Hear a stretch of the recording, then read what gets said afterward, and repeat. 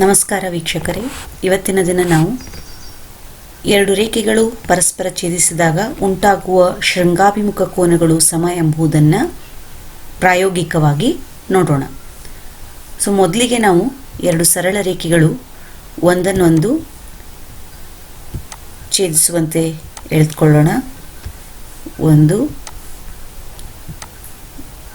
ಮತ್ತೊಂದು. ಇವುಗಳ ಛೇದನ ಬಿಂದುವನ್ನು ಗುರುತಿಸೋಣ.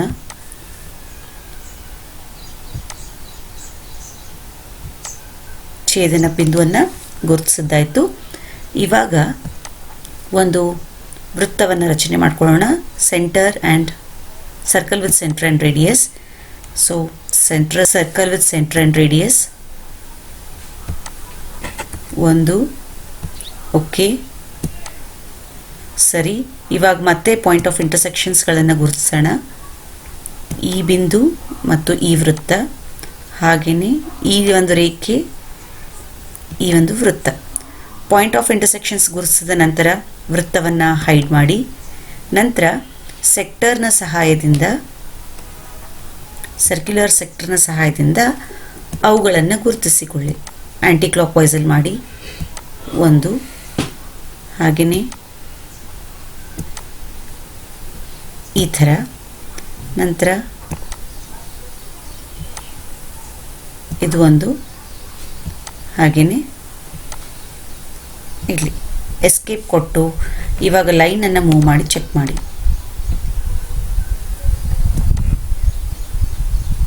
ಲೈನನ್ನು ಮೂವ್ ಮಾಡಿ ನೀವು ಇಲ್ಲಿ ಇದನ್ನು ಚೆಕ್ ಮಾಡ್ಬೋದು. ಬೇಕಿದ್ದ ಪಕ್ಷದಲ್ಲಿ ನೀವು ಕೋನದ ಅಳತೆಗಳನ್ನು ಕೂಡ ಮೆಜರ್ ಮಾಡಬಹುದು. ಇವಾಗ ಇವುಗಳನ್ನು ಒಂದೇ ಶೇಡ್ ಮಾಡೋಣ. Right click, object properties, colour, blue, ಒಪಾಸಿಟಿಯನ್ನು ಹೆಚ್ಚಿಗೆ ಮಾಡಿ. The same with the other angle. ನೀವು ಕೂಡ ಇದನ್ನು ಇಲ್ಲೇ ಹೋಗಿ ನೀವು ಮಾಡ್ಬೋದು. ಇದನ್ನು ಕೂಡ ನಾನು ಬ್ಲೂನೇ ಮಾಡ್ತೀನಿ. ನಂತರ ಒಪಾಸಿಟಿಯನ್ನು ಹೆಚ್ಚಿಗೆ ಮಾಡಿಕೊಂಡೆ. ಇದನ್ನು ಬೇರೆ ಬಣ್ಣದಲ್ಲಿ ಮಾಡೋಣ. ಸೇ ಯೆಲ್ಲೋ. Increase the opacity.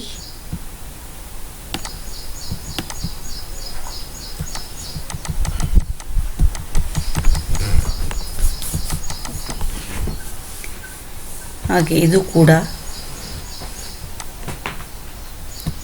ಅದೇ ಬಣ್ಣದ್ದು. ಸರಿ. ಇವಾಗ ಇವುಗಳಿಗೆ ಅನಿಮೇಷನನ್ನು ಕೊಡಬೇಕು ಅಂತಂದರೆ ನಾವೇನು ಮಾಡಬೇಕು? ಸ್ಲೈಡರನ್ನು ಸಿದ್ಧಪಡಿಸ್ಕೊಳ್ಬೇಕು. Slider is angle slider. Angle slider ಇಲ್ಲೇನು ತಗೊಳ್ಳಿ ನೀವು, 0ಇಂದ 180 ಡಿಗ್ರಿ.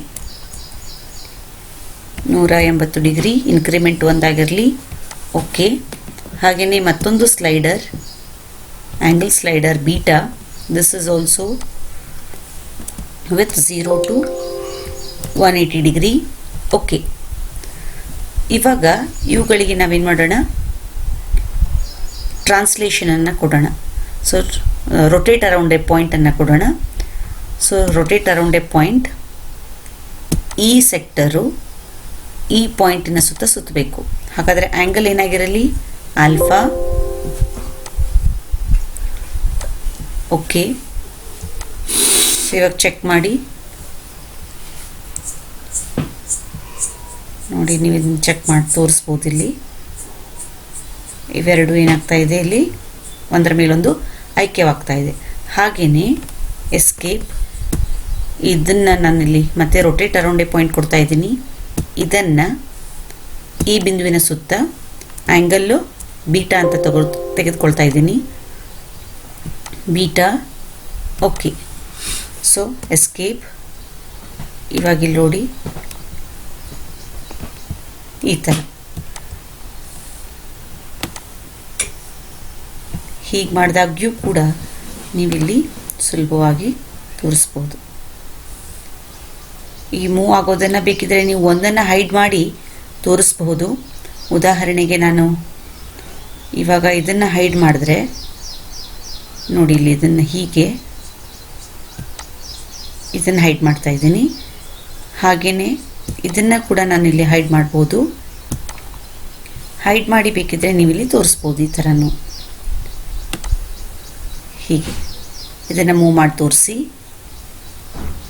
ಅದೇ ರೀತಿ ಈ ಕೋನವನ್ನು ಕೂಡ ನೀವು ಮೂವ್ ಮಾಡಿ ತೋರಿಸ್ಬಹುದು.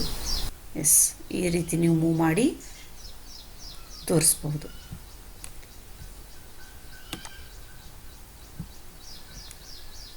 ಧನ್ಯವಾದಗಳು.